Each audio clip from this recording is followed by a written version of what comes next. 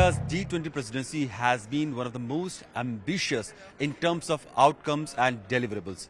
Overall, 112 documents and presidency outcome has been achieved over the last 1 year since the G20 Summit talks and various ministerial talks and working group meetings started in various cities across India. We have seen about 100 cities hosting about 200 programs under G20 presidency of India.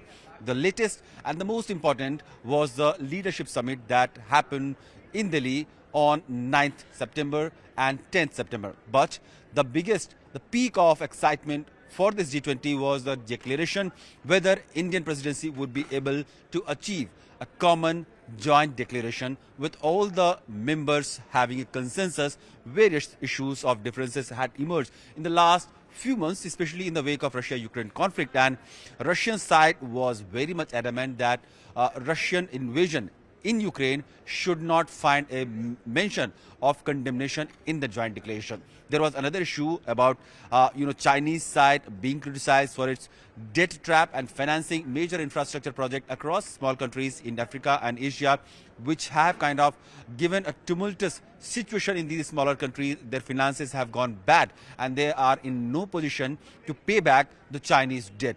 And this whole scenario has been called Chinese debt trap. So overall, how a financial inclusion can be created for the sustainable development goal to be achieved by these smaller countries was also one of the key aspects of this G20's discussion. Also, the issue of climate change was one of the most important, where the world leaders agreed upon decreasing the dependence on coal and fossil fuels. These are the major outcomes that has been achieved in the presidency of India, and one can only say that while there was wide difference among the leaders on the issues of mutual differences, especially on the geopolitical issues, they did find mention. While G20 doesn't deliberately discuss the issue of geopolitics and security around the globe, it did discuss this time because of the Russia-Ukraine conflict, which had a cascading effect on the overall geo-economics of the world. We have seen Russia-Ukraine conflict has created a lot of food crisis, fuel crisis, fertilizer shortage. Then there has been some issues with the COVID pandemic also, which has resulted in the supply chain constraints. So these issues have emerged in the geopolitical realm, but they do impact the geo-economics around the world. So the Indian presidency did discuss these issues, and now when there is still 1 day left in this leadership summit, there has been a remarkable achievement under Indian presidency.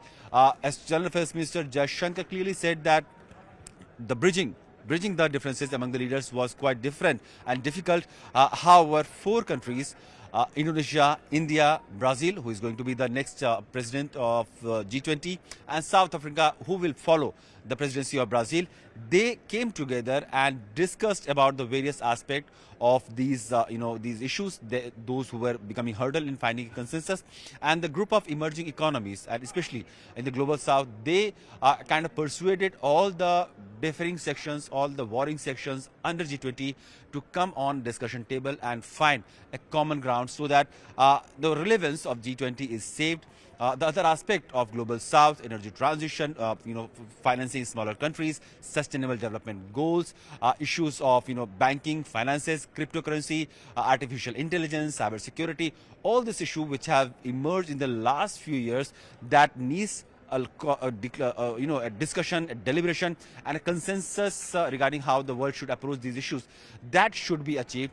That was the target of Indian presidency, and Indian presidency has achieved it more or less in the terms that it has been able to bring a consensus and include Ukraine war also. Despite Russia having some reservation, Russia did agree with the kind of language that Indian Sherpas circulated. Also with 38 paras and absolutely no dissent. There has been no dissent among the countries on the issues, various issues that were discussed. And no footnotes have been made, no chair summaries have been included.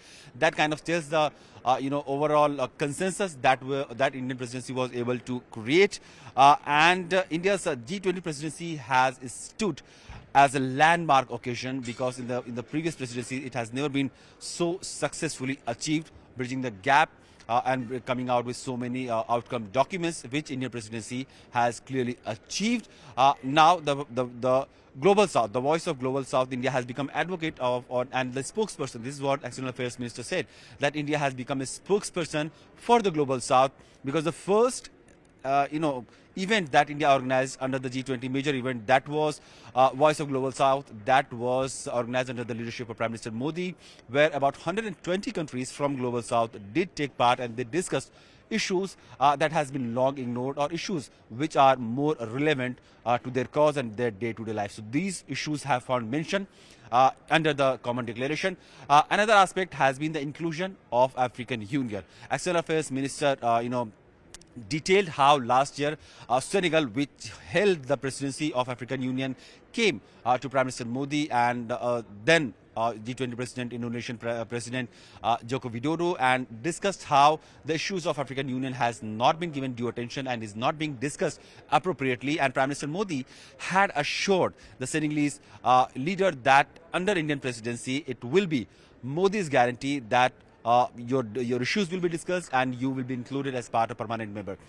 Down 10 months since that last meeting that happened in the month of November in Bali, we now see African Union becoming a full permanent member of G20, and that also says that G20 now does not belong to only the European country or the elite high-income groups around the world. It does include smaller countries, their interests, their concerns, their challenges, and how the world should deal with them, how the world should ensure financing for their energy transition, how the world should ensure the food security for this smaller nation, how the women empowerment in such smaller countries and the equal social justice system should work, and how the world should collaborate in the overall development, overall prospect of these countries, because as the External Affairs Minister Jaishankar said, that no one should be left behind. If anyone is left behind, then all of us are not progressing. So that was the motto, and under which Indian presidency has been able to steer clear of all the controversies, bringing together all the countries, bridging all the divide, and creating a consensus that would continue to have G20 as a most relevant and powerful multilateral organization in the world.